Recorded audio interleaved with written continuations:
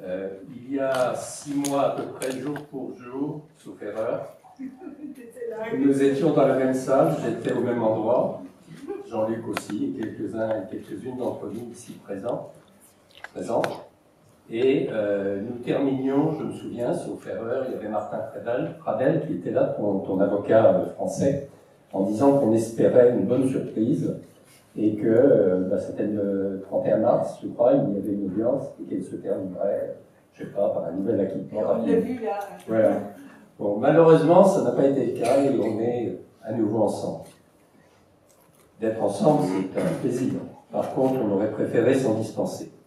Je voudrais remercier quand même pour commencer, Jean-Luc, tu me le permets, toi, et la ville de Paris plus largement, Anne Hidalgo. Je le dis ici parce que c'est quand même assez peu fréquent, hélas, d'avoir des hommes ou des femmes politiques, et je dirais, quelles que soient les couleurs politiques des uns, des autres, des unes, des autres, qui soutiennent à ce point, à l'échelle internationale, tout ce qui peut être défense des droits humains, des droits des hommes et des femmes. Donc à nouveau, vraiment, de tout cœur, et je le vis intensément depuis que je suis président de la Ligue, il y a maintenant près d'1 an et demi, merci beaucoup à la ville de Paris. Je crois que ça mérite d'applaudir. Ensuite, Pinard, ta lutte, je vais reprendre le terme au lieu de combat, ta lutte, c'est une lutte contre l'injustice. Et je me sens d'autant plus autorisé, pas personnellement, mais en tant que président d'une organisation qui est née dans une lutte, et un combat, on peut le dire, contre l'injustice, je me sens assez autorisé à être présent parce que c'est toujours le même combat. C'est le combat contre l'injustice. Vous savez que la Ligue des droits de l'homme a été créée il y a 125 ans maintenant, au moment de l'affaire du capitaine Dreyfus et de cette injustice qui lui était faite, outre l'aspect évidemment de l'antisémitisme qui prévalait à l'époque, mais c'est une injustice d'abord. Et aujourd'hui, eh bien, on se retrouve avec toi à nouveau dans une monstrueuse injustice. Une injustice qui crève les yeux.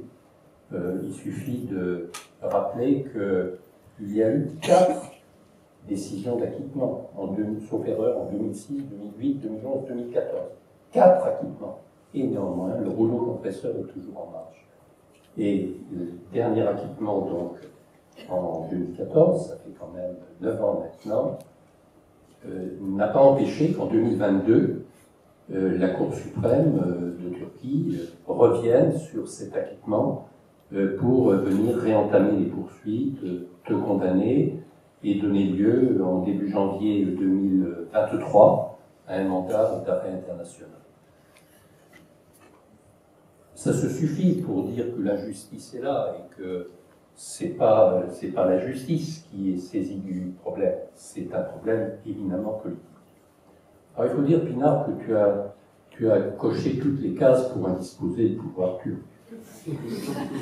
Franchement, féministe, tu défendais, je crois, tu as vécu ça, tu le racontes très bien, les enfants des rues, les prostituées, tous ceux qui sont déshérités, les femmes, les LGBTI, tu es anti-militariste et tu ne le caches pas, tu viens de le rappeler d'ailleurs brillamment, et je crois que c'est l'objet en grande partie de ton dernier ouvrage, et puis tu as soutenu, et c'est une cause à laquelle je suis particulièrement, et beaucoup d'entre nous ici aussi attachés, les minorités. Alors ça, c'est en Turquie, les Kurdes, les Arméniens, les Alévis, tu vas parler des Grecs. Donc, évidemment, cela t'a valu un acharnement tout particulier à ton encontre.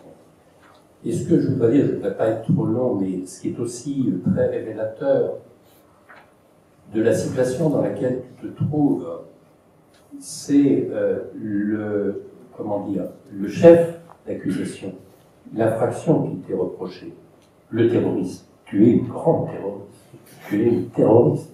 Alors que toutes les évidences démontrent que ça ne peut pas être le cas, factuellement, enfin bref, mais on te met sur le dos cette accusation extrêmement grave, bien sûr, vraiment, d'être une terroriste. Et Le problème, c'est que nos démocraties ont contribué à ce qu'on aille vers ces dérives. Je ne peux pas dire que ça ne se serait pas produit.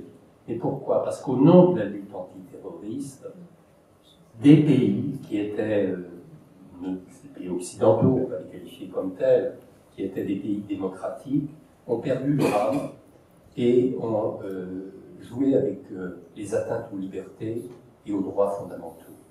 Et regardez, même en France, je ne vais pas faire un parallèle qui serait quand même pas tout à fait juste, mais regardez en France comment aujourd'hui on est quand même sur des aspects inquiétants, de l'éco-terrorisme par exemple, de poursuites. Il y a un procès qui va démarrer dans quelques jours à Paris ici, contre des militants d'extrême gauche qui sont poursuivis pour terrorisme, alors qu'apparemment, je ne vais pas prendre le dossier à fond, mais ce dossier est également assez vide.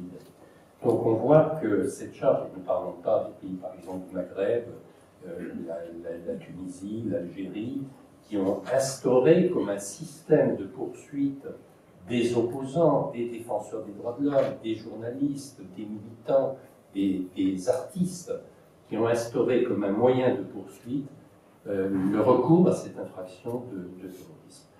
C'est pour dire que lorsqu'on te soutient, et on le fait avec un immense plaisir et un enthousiasme sans faille, ça va bien au-delà de ton cas particulier. C'est un combat universel quand même. Un combat, je le disais, contre l'injustice, et dans un monde qui de plus en plus est un monde inquiétant, un monde dangereux, de perte de repères et d'abandon de ce qui constitue les socles tout simplement des démocraties.